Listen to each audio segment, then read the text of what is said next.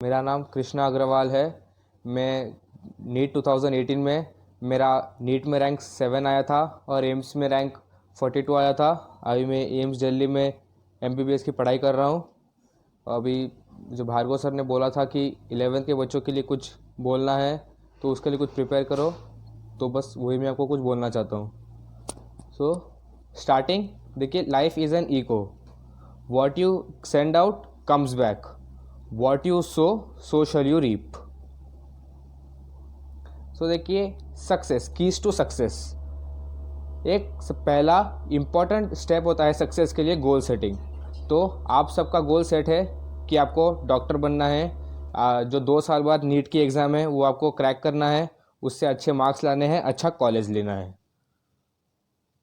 So planning in goal setting, तो आपके जो गोल आपका सेट है तो उसके लिए आपका एक लॉन्ग टर्म टारगेट है जो आपको नीट क्रैक करना है, अच्छे मार्क्स लाने हैं। आपका एक शॉर्ट टर्म टारगेट भी होना चाहिए, वीकली गोल, कि आपको एक हफ्ते में क्या क्या कंप्लीट करना है, कौन से टॉपिक्स, कौन से सब्जेक्ट के कवर अप करने हैं।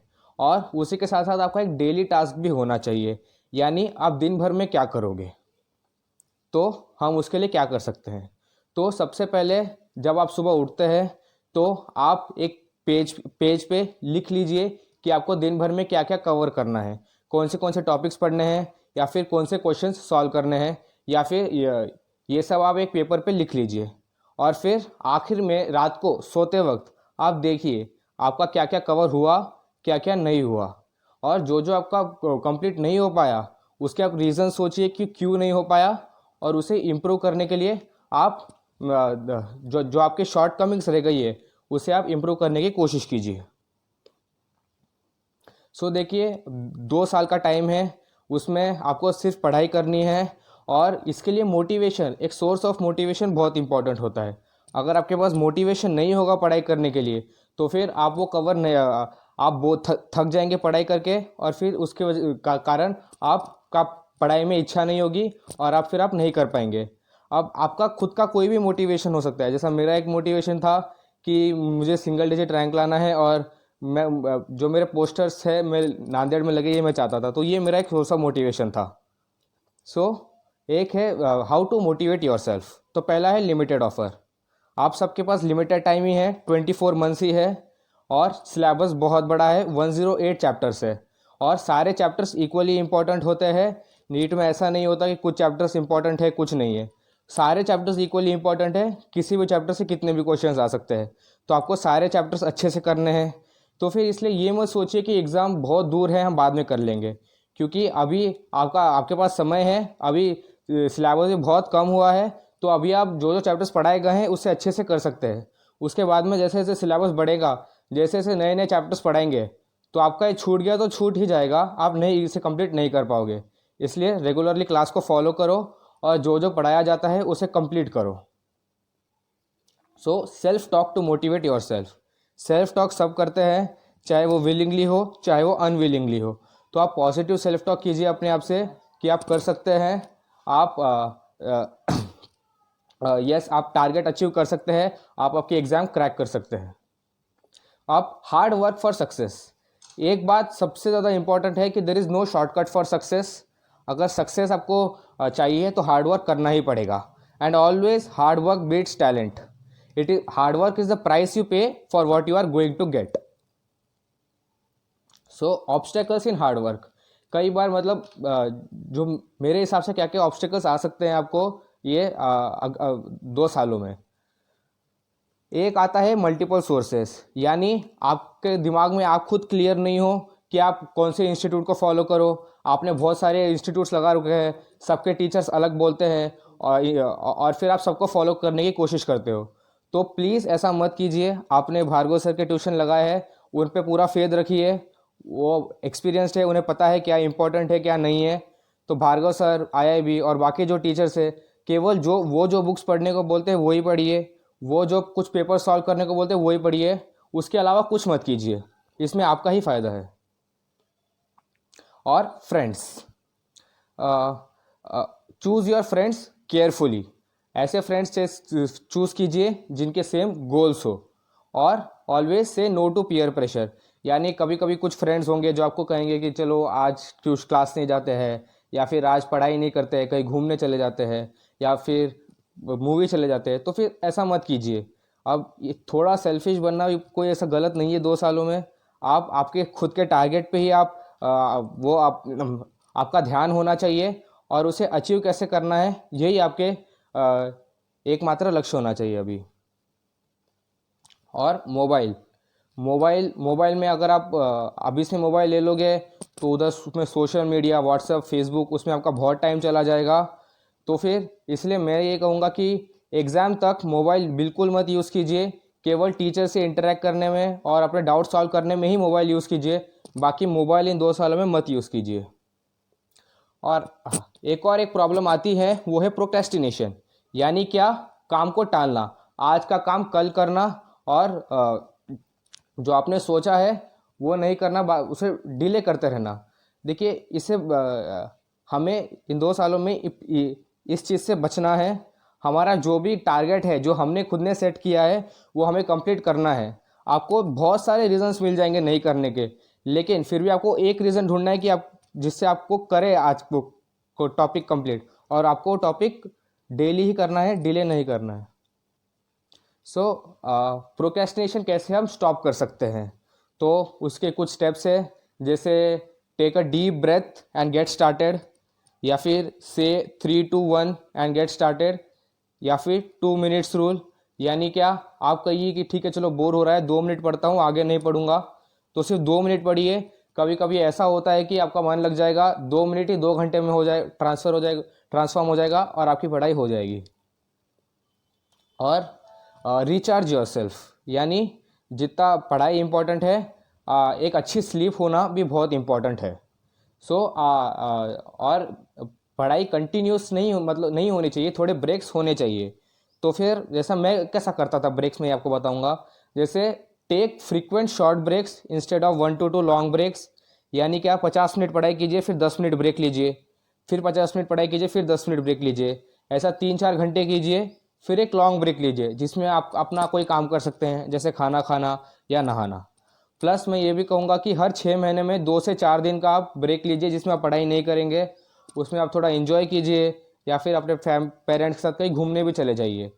वो 2 4 दिन रिचार्ज करने के लिए अपने आप को, फिर से अगले 6 महीने एकदम अच्छे से पढ़ाई करने के लिए आप ब्रेक लीजिए। So how to improve sleep? Sleep, try to wake up and sleep at consistent time, and sleep of 7 to 7.5 hours is necessary.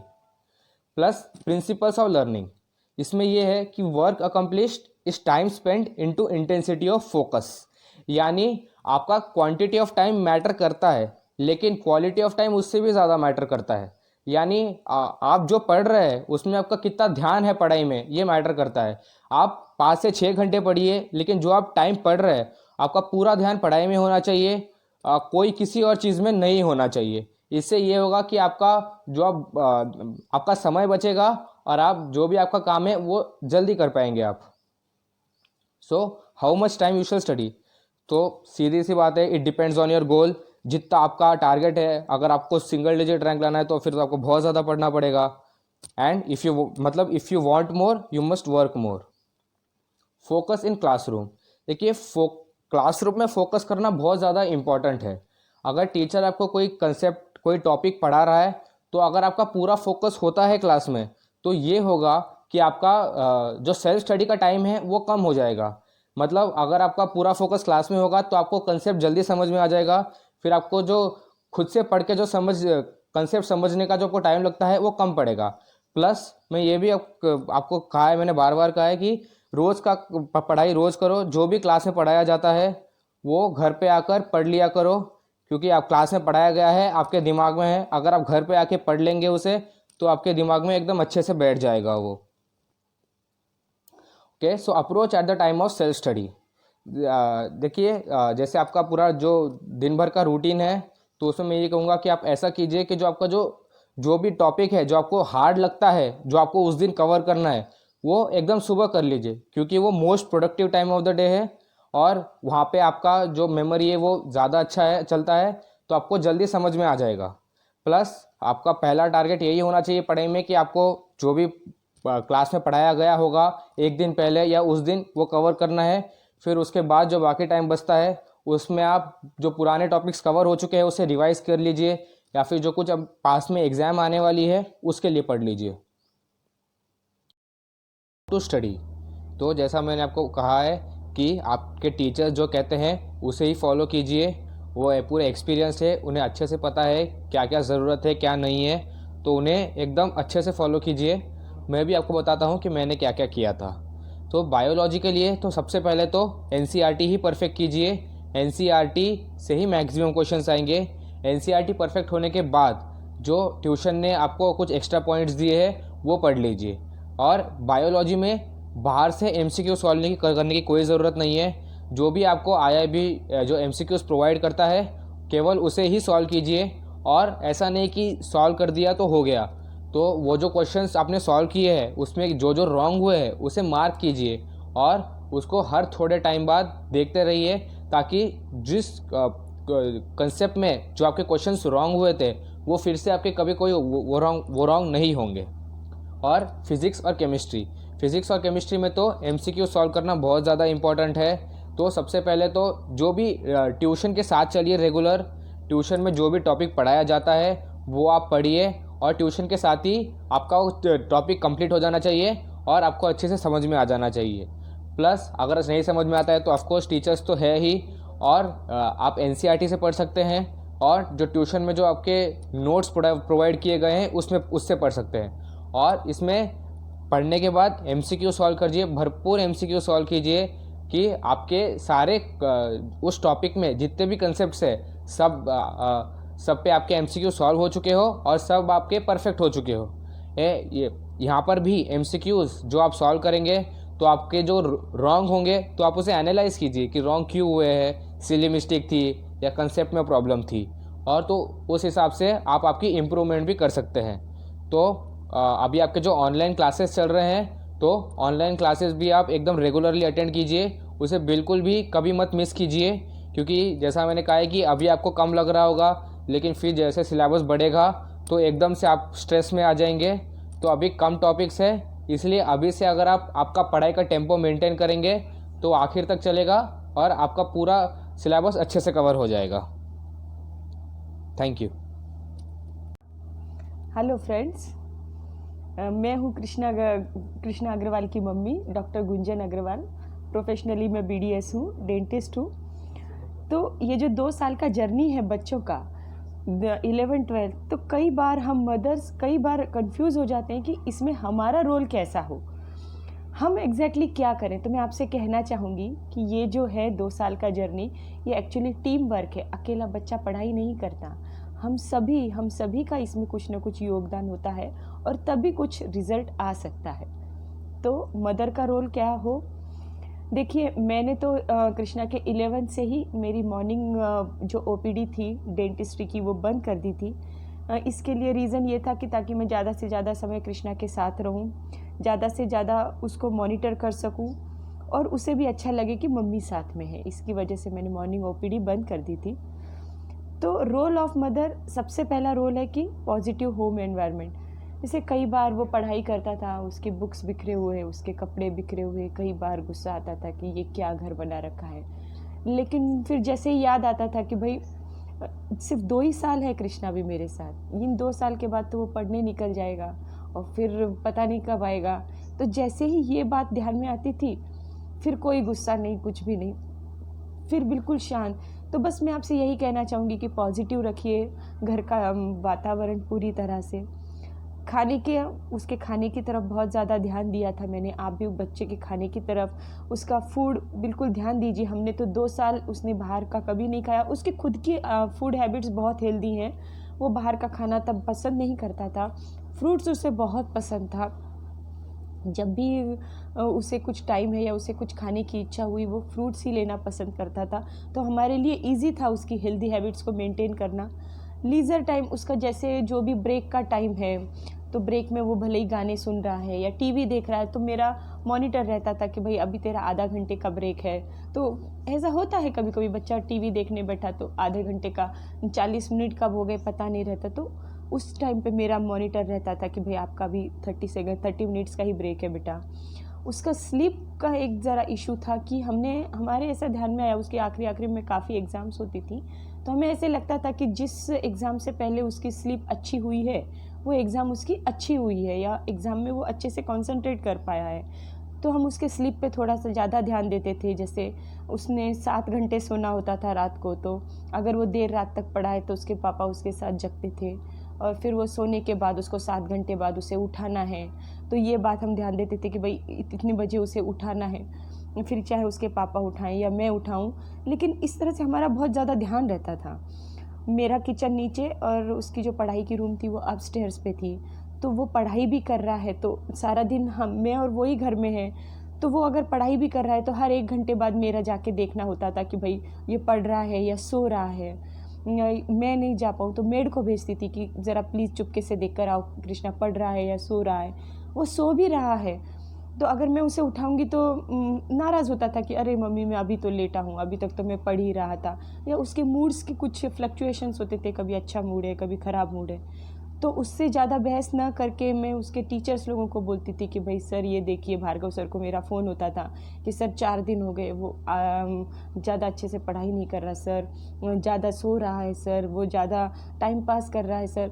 तो मैं जैसे ही सर को फीडबैक देती थी सर उस हिसाब से उससे बात करते थे। मैंने कभी उससे ज़्यादा बहसबाजी नहीं की क्योंकि इससे घर का माहौल ख़राब होता था। हम सभी लोगों ने इस बात पे ध्यान दिया कि उसको ज़्यादा से ज़्यादा रिलैक्स रखना है। और आखिरी टॉपिक अनकंडीशनल लव, इसके बारे में मैं क्या कहूँ, यही तो एक टॉपिक है जिसकी वजह से आप मुझे सुन रही हैं या मैं आपसे बात कर रही हूँ। बस थैंक यू। हेलो फ्रेंड्स, मैं डॉक्टर आशीष अग्रवाल हूँ। As a father role of the father, इस बारे में मैं आपसे चर्चा करना चाहूँगा। सबसे पहले भार्गव सर को मैं काफ़ी दिल से धन्यवाद देना चाहता हूँ कि उन्होंने हमारे बच्चों को काफ़ी अच्छा नर्चर किया। We are the biological parents, लेकिन सर आध्यात्मिक पेरेंट्स है। सर ने हमारे बच्चों को काफ़ी नर्चर किया जिसके कारण हमारे बच्चे आज अच्छा कर रहे हैं ज़िंदगी में। तो फादर का रोल क्या है? सबसे पहले पॉजिटिव होम एनवायरनमेंट। फादर ने घर में कम से कम झगड़े हो, माहौल बहुत पॉजिटिव रहे, इस बात का ध्यान देना है। आपके बिजनेसेस में आपके प्रॉब्लम्स आने वाले हैं, जैसे भी लॉकडाउन के जैसे आपके प्रॉब्लम बिजनेसेस में, तो उस चीज़ का बच्चों पे असर ना है, ये हमें ध्यान देना है। घर का माहौल जितना पॉजिटिव रहेगा बच्चा उतना ही अच्छे से पढ़ाई कर पाएगा। इसके अलावा फादर और बहुत सारे तरीके से मदद कर सकता है। जैसे ट्रैवलिंग टाइम उसका बहुत ज़्यादा आ रहा है, जैसे वो ऑटो से जा रहा है या बस से आ रहा है जा रहा है, तो इससे ट्रैवलिंग टाइम काफ़ी बढ़ जाता है। तो आप उसको मदद कर सकते हैं कि आप उसको ड्रॉप कर रहे हैं और टाइम पे जाके इमीडिएटली ला रहे हैं। ये 15-15, 20-20 मिनट भी अगर हम कैलकुलेट करते हैं तो after 2 years it is around 15 to 20 days. मतलब अगर हम 20 मिनट रोज़ बचाते हैं ट्रैवलिंग में, तो 2 साल में आप 15 दिन बचा ले रहे उसके स्टडी टाइम का। तो वो बहुत इंपॉर्टेंट है कि छोटे छोटे टाइम जहाँ भी हम उसका बचा सकते हैं बचाना है। इसके अलावा नॉन एकेडमिक एक्टिविटी में भी उसको हेल्प करना चाहिए। जैसे कुछ नोट्स कलेक्ट करना है, कुछ जेरोक्स करना है, या कुछ ऑनलाइन आपको कुछ पेपर्स निकालना है, तो बच्चा अपना उसमें टाइम ना वेस्ट करते हुए वो आप उसको मदद कर सकते हैं। इस तरह से उसका टाइम बचेगा और वो पढ़ाई में वो टाइम यूटिलाइज कर सकेगा। इसके अलावा फादर का रोल होता है कि टीचर से टच में रहिए। टीचर्स क्या बोल रहे हैं उसको सुनना है आपको, टीचर्स के फीडबैक लेना है और टीचर्स को आपके जो प्रॉब्लम्स है वो डिस्कस करना है। हमें जो भी प्रॉब्लम्स होते थे हम कंसर्न टीचर से तो बात करते थे, साथ में अगर कोई मेजर इशू है तो भार्गव सर से भी हम बात करते थे। इसके अलावा उसके जो फ्रेंड्स है उसके साथ कभी कभी बात करने की कोशिश कीजिए और उसके फैमिली के साथ टच में रहिए। ये बहुत इंपॉर्टेंट एस्पेक्ट है, क्योंकि बच्चा गलत ट्रैक पे जा रहा है ये आपको कहाँ से पता चलेगा? उसके फ्रेंड्स या उसके फ्रेंड्स के फैमिली से। हमने एक व्हाट्सअप ग्रुप बनाया था फैमिली का, जो कृष्णा के बेस्ट फ्रेंड्स थे, और वो हम एक दूसरे को इन्फॉर्म करते थे कि कोई चीज़ गलत हो रही है। तो इससे क्या होता है कि कोई भी गलत चीज़ अगर आपके सामने पता चली तो उसी वक्त आप करेक्ट कर सकते हैं। इसके अलावा बच्चे के बहुत सारे एग्ज़ाम्स होते हैं, जो भी एग्ज़ाम में वो अच्छा सक्सेस मिलता है। जैसे कुछ एग्ज़ाम में उसको 130 मिल रहे फिजिक्स में, अचानक 140 मिलते हैं, तो हम क्या करते थे, वो सेलिब्रेट करते थे। इससे बच्चों को मोटिवेशन मिलता है और आगे और अच्छा करने के लिए वो प्रेरित होता है। एंड सबसे इम्पॉर्टेंट, बच्चे को एश्योर कीजिए कि जो भी होगा हम आपके साथ खड़े हैं, because efforts are more important than result. मैं मेरे बच्चों को हरदम यही कहता था, बेटा मैं तेरे एफर्ट्स देख रहा हूँ, I am satisfied because you are taking lot of good efforts. जो भी रिजल्ट आएगा, क्योंकि हमें रिजल्ट MBBS को लगने का कभी नहीं था, KM में भी लगने का कभी नहीं था, ये था कि महाराष्ट्र रैंक कितना आएगा। हम उससे ये कहते थे, कुछ आखिर के अप्रैल महीने में मैं बताता हूँ 2018 में कुछ एग्ज़ाम में उसके मार्क्स थोड़े कम आ रहे थे, तो वो ज़्यादा परेशान हो रहा था। तो मुझसे एक ही कहा, you have taken lot of efforts in last 2 years, trust me, जो भी रिजल्ट आएगा हम उसको एक्सेप्ट करेंगे। You may not be first in Nanded, second हो सकता, थर्ड भी हो सकता, we are going to accept it because for us as a parent we are going to see your efforts. हाँ, अगर बच्चा एफर्ट नहीं ले रहा है तो उसे बताना है कि रिजल्ट हम नहीं देखेंगे, लेकिन अगर एफर्ट्स नहीं ले रहे तो that is not acceptable to us. इसके अलावा भी कुछ चीज़ें आप कर सकते हैं, जैसे बच्चों को हेल्प कर सकते हैं। जैसे बच्चे का टाइम टेबल बनाने में अगर वो चाहता है, उसकी आपकी मदद चाहता है, तो आप उसको मदद कर सकते हैं। मैं क्या करता था, ज़्यादा टाइम टेबल बनाने में मदद तो नहीं करता था, लेकिन उसका टाइम टेबल कभी कभी रिव्यू करता था कि भाई तुमने वीकली टाइम टेबल कैसा बनाया और वो कंप्लीट हो रहा है नहीं हो रहा। इसके अलावा एकेडमिक एक्टिविटी में भी हम उसको हेल्प कर सकते हैं। जैसे जो भी क्वेश्चन पेपर सॉल्व करता है तो उसको करेक्ट करने में उसका टाइम वेस्ट होता है, तो हम उसको क्या कहते थे कि बेटा एक क्वेश्चन पेपर सॉल्व करके रख दो, फिर हम आके करेक्ट कर लेंगे, और जो रॉन्ग है उसको फिर वो घर पे वापस देख लेता था। इसके अलावा ये सबसे इंपॉर्टेंट आप हेल्प कर सकते हैं, दैट इज़ डिफ़िकल्ट, लेकिन आप कर सकते हैं कि इसके जो भी क्वेश्चन रॉन्ग जा रहे हैं और चैप्टर वाइज आप उसके एक अलग से एक बुक बना लिए, क्योंकि ये बुक अगर बन जाती है रॉन्ग क्वेश्चंस की, जब उसका रिवीजन चालू होता है तो वो सिर्फ रॉन्ग क्वेश्चन सॉल्व करेगा, तो उससे उसका टाइम काफ़ी बचेगा और हार्ड क्वेश्चन ही सॉल्व करेगा। And we can also help in taking revision. जैसे बायोलॉजी में जैसे चौगले सर ने हमसे कहा था कि आप बच्चों का फिल इन द ब्लैंक्स लीजिए, तो चौगले सर ने कहा था कि फिल इन द ब्लैंक्स, तो हम क्या करते थे कि एक चैप्टर लेते थे, उसका चैप्टर पढ़ाई होने के बाद उसका fill in the blanks type question पूछते थे। जैसे इसमें लिखा है role of parents if possible, तो हम क्या पूछते थे, role of dash if possible. इससे बच्चे को 2 फ़ायदे होते हैं, एक वो चैप्टर को अच्छे से पढ़ेगा और उसे पता है कि पप्पा मम्मी के सामने हमें इसको अच्छे से दिखाना है, तो उसका उसका रिवीजन भी काफ़ी अच्छा होगा। तो the greatest gift that you can give to your child is the gift of unconditional love. उसको प्यार कीजिए and acceptance if is taking efforts. Thank you friends.